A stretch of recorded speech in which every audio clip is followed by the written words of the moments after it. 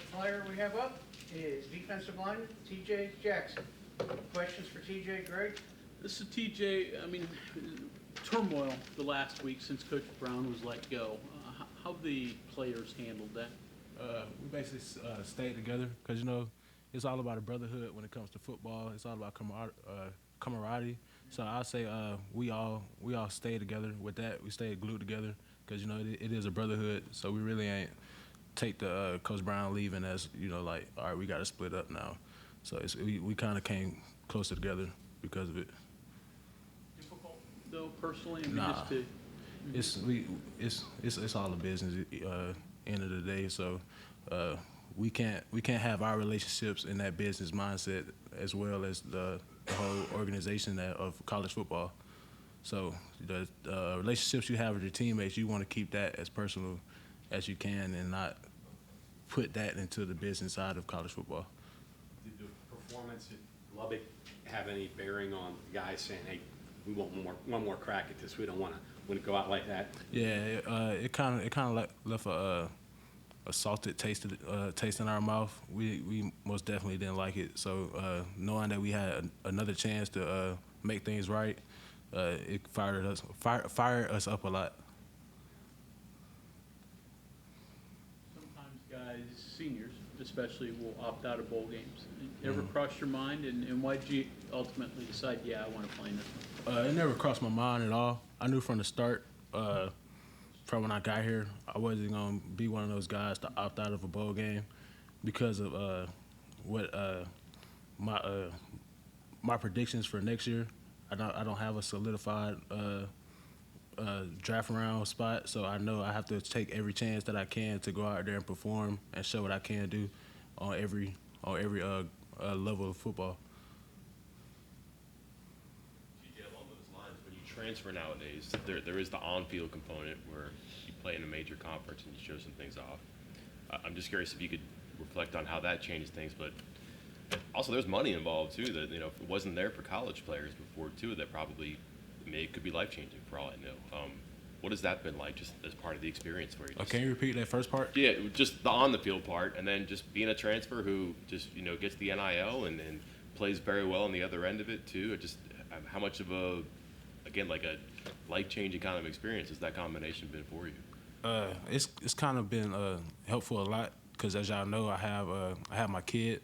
So just with that, you know, being able to be that father to say I could take care of my kid and still make sure she's fed, she has clothes on her back, and, you know, just be able to have that mindset of I can help my mom now, and it's not all about she's just helping me. And what about this as a player too, being able to play Big 12 games, national television? I know people knew who you were in Troy. I understand that, but just to do it on a second stage right now has to be good for you as well.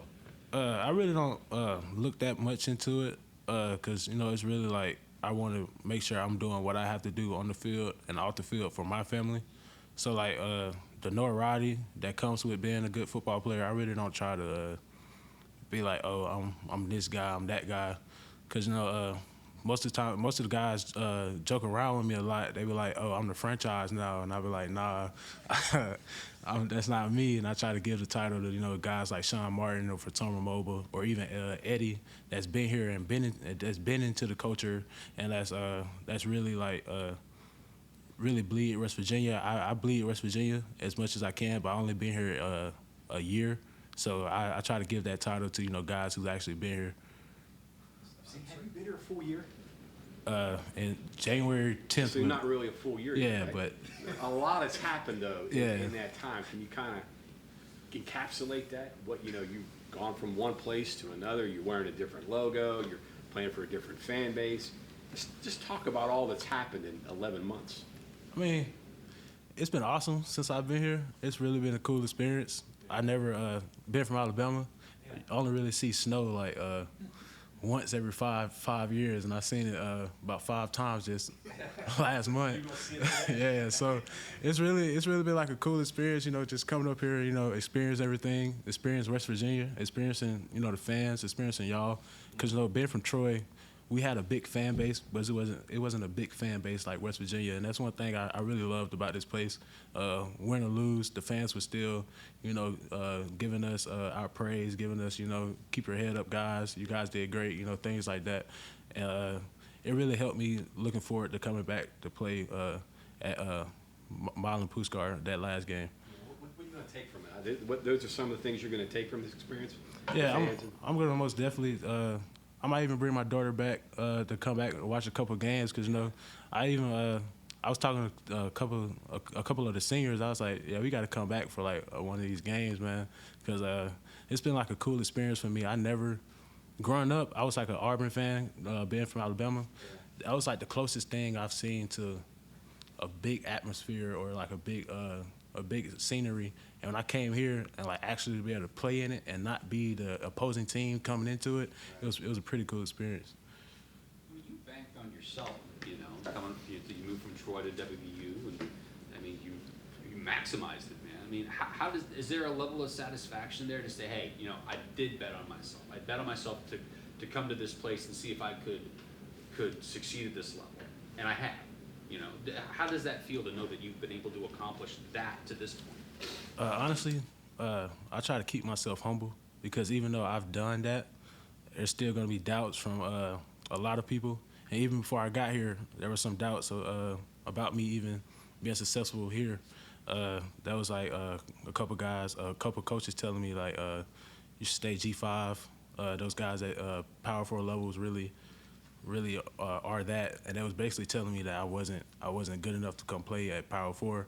So I've always, every step I take, no matter what I do, where I go, I always have to prove somebody wrong because of my size. So I never really get satisfied, and I always told myself I'll never be satisfied until I have to hang up them cleats. How much does that motivate you when you have coaches, professionals looking at you saying, "No, you got to be Group 5, man. You got to stay in the Sun Belt. You got to stay in the Conference USA area. Or you're not Big 12, SEC, whatever."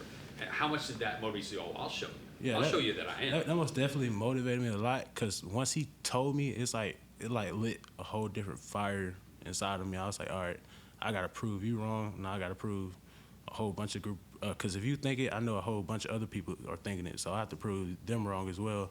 And it's kind of like, like I told y'all before, when I was coming out of high school, I wasn't recruited like that. I was recruited like very, very lowly. So I always, like I said, like coming up in life, I always was like the underdog with like anything just because of my size. And I don't know, it's kind of weird how I approach it because I never really like, all right, sit back and be like, all right, I'm satisfied with that. Because even with the stats I got now, I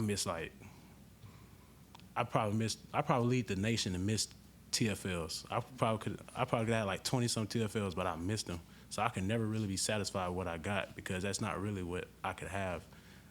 It's like with the sacks, I missed 4 Pitt game.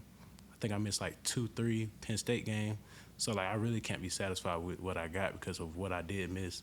Because like when I do sit back and look at my stats, I be like, dang, what if I did miss that? So I always try to critique myself on even with what I got. So I never really be satisfied with myself until I do hang up those cleats. You were one of the players that even with the struggles of the overall unit, you were getting praise from PFF, from national outlets, even as a great transfer addition this year. But I was going to kind of ask, like, how would you evaluate yourself?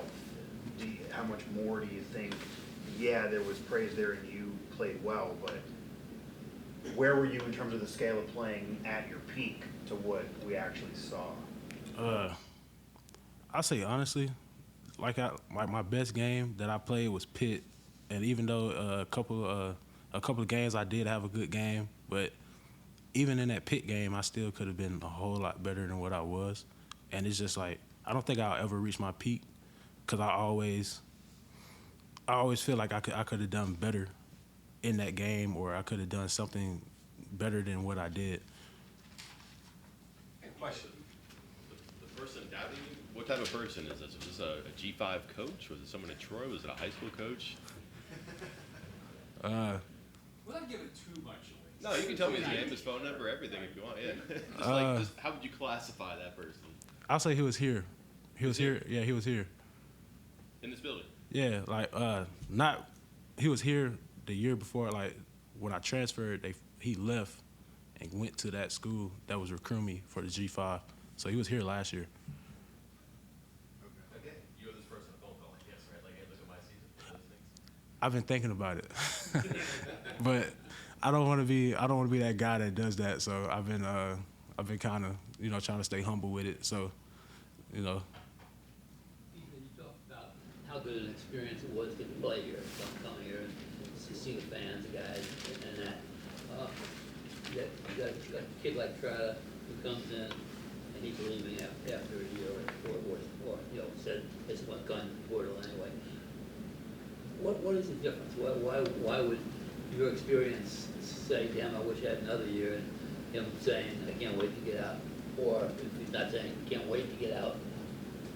I mean, honestly, I've been for the past like 5-6 weeks, I've been trying to find a way I could appeal for another year to come back and play, but they said I can't do it. So I really been trying to find a way I could come back and play for West V one more year, regardless of who the coach was.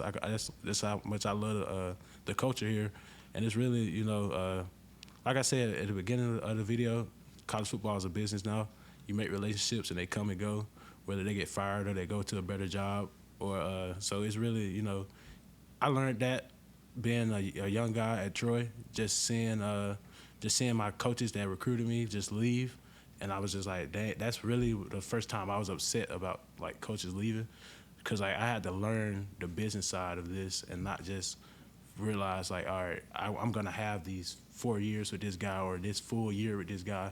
So it's just really taking in whatever coach I have or whoever coach I have, just taking in whatever knowledge they could give me and put it into my game.